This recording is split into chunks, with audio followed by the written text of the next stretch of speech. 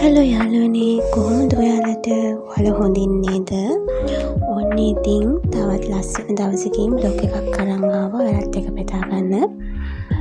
ඉතින් උදේම නැගිටලා තේ ටිකක් හදාගෙන උදේට අපි රොටි කෑවා.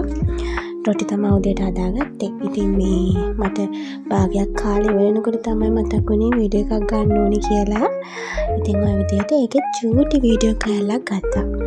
උදේ වරුවේ උදේට කරන් තියෙන වැඩ රාජකාරී ඔක්කොම ඉවර වෙලා ටිකක් ඔන්න ඔය විදිහට ඉඳගෙන ෆිල්ම් එකක් බලුවා. ඉතින් ඔන්න ඔය ඩේස් එක අම්මා එනකොට ගෙනාවා මේ බබාගේ උපන්දිනේ තමයි අරන් දුන්නේ.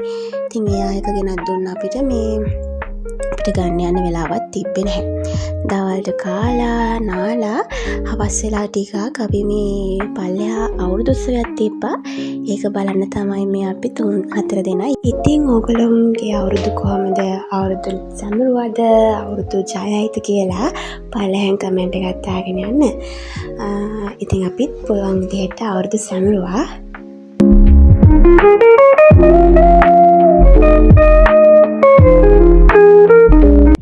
ඉස්සර වගේ ලොකු අවුරුදු ෆීලින් එකක් දැන් නම් අවුරුදු උත්සව වලින් දැනෙන්නෙත් නැහැ. ඇයිද කියන්න නම් තේරෙන්නේ නැහැ. හිමින් ඇවිදගෙන අවුරුදු උත්සවෙත් බැලුවා. ඉතින් ගමේ පොඩි අවුරුදු උත්සවයක් ඉතින් ඒගොල්ලන්ට පුළුවන් විදිහට ඒක ඕගනයිස් කරලා තිබ්බා හරිම ලස්සනට. ගොඩක් අය ඇවිල්ලා හිටියා.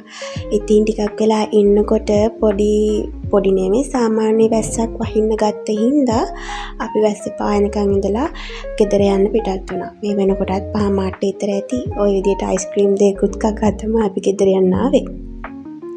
මේ දවස්වල හරියටම රස්ලි. ඉතින් අයිස්ක්‍රීම් එකක් බීම වතුර සෑහෙන්න බොන්න ඉතින් ඒ නිසා ගොඩක්ම ඇඟ නිවෙන දේවල් බොන්න ඕනේ. හරි ඉතින් ওই විදිහට ගෙදරට යන්න තමයි හදන්නේ. චුට්ට ඇවිද කතාවක් දාගෙන නිදහසේ ගෙදරට යන්න තමයි දැන් හදන්නේ.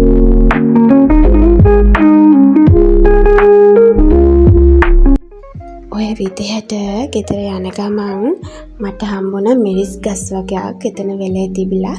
ඉතින් හරි ලස්සනට ඒ අංකල් එක වගා කරලා තියෙනවා. ඉතින් එයාගෙන් අහලා අපි මිරිස් චුට්ටකුත් කඩාගෙන ආවා. ඔන්න ඉතින් රැයට අද හස්බන්ඩ්ගේ අම්මා කෑම එකක් එවලා තිබ්බා. ඒ ටික කාලා අපි ඉතින් අද දවසේ නිමා කරා. අද දවසේ වැඩේ ඉවරයි. එහෙනම් තවත් ලස්සන බ්ලොග් එකකින් ඉස්සරහට මම ගිහින් එන්නම්.